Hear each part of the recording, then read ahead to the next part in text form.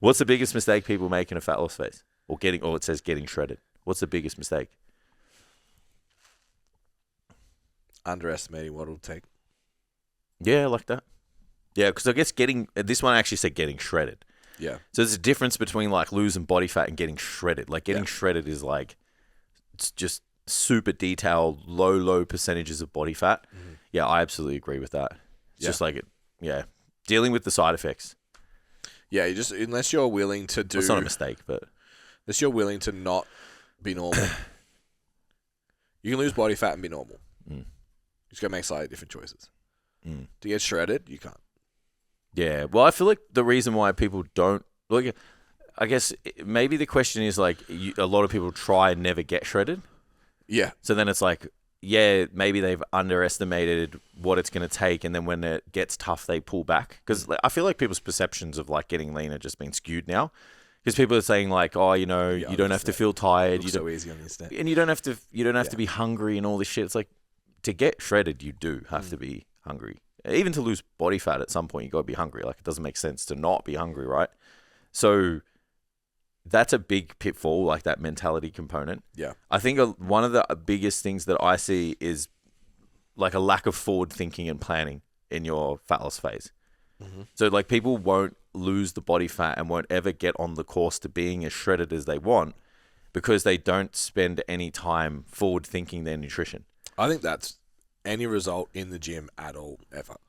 I agree. Like, if there's one trait, one thing that you need to do to be successful at anything,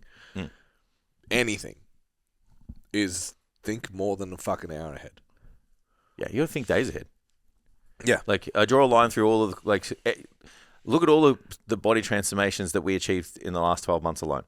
Like, even just the last 12 months is actually fucking insane. When I looked at them all. Bro, this week. Yeah. I looked at it, I was like, that's insane. Like, to have them just in a 12-month period, let alone like forever, right? So you go, cool. What did this person do? What did this person do? What did this person do? Like, it doesn't matter how many calories and what their macro split was and what their training looked like. They trained 4 or 5 days a week. They planned their sessions. They ate a high protein diet, was, you know, spread across 4 to 5 meals per day. Mm-hmm. But they all meal prepped, you know, put their food in their MyFitnessPal the day before or whatever. Everything is planned. Everything has precision. Everything can be managed and I guess altered because of the decisions. Yeah. And then you look at the opposite of that. Go, all right, let's have a look at the ones that failed. Yeah. Or who are struggling. Sorry, because it's probably a less powerful word. Yeah.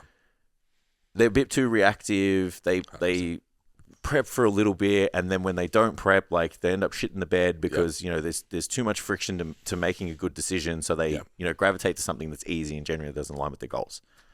It's like that alone is that's the biggest mistake. Yeah, we've been obviously selling the identity thing. Not like being reactive to your nutrition is not what someone who is in shape does.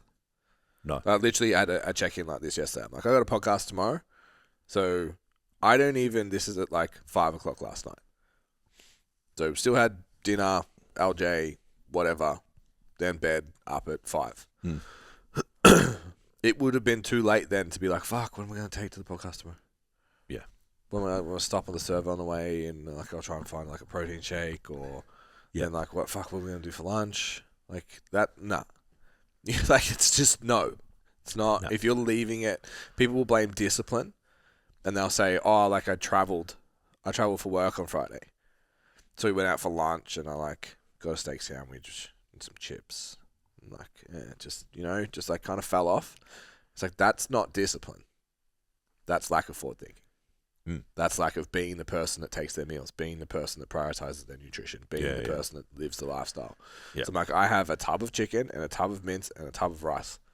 Yeah. I pull all 3 out in the morning and I made 2 containers, put vegetables in there. High week this week. Sweet, I get fruit. Let's go. Yeah. Like, it just can't be. When someone says to me, like, oh, I traveled, like, oh, I was on the road or I whatever, or I caught up with, or I did this, or I had a day off. Like, that's not, you don't have that nailed yet. No. That just means you didn't set up for it well enough. Yeah, absolutely. You don't know where you didn't set the boundaries. You don't know where they lie. That was a good one.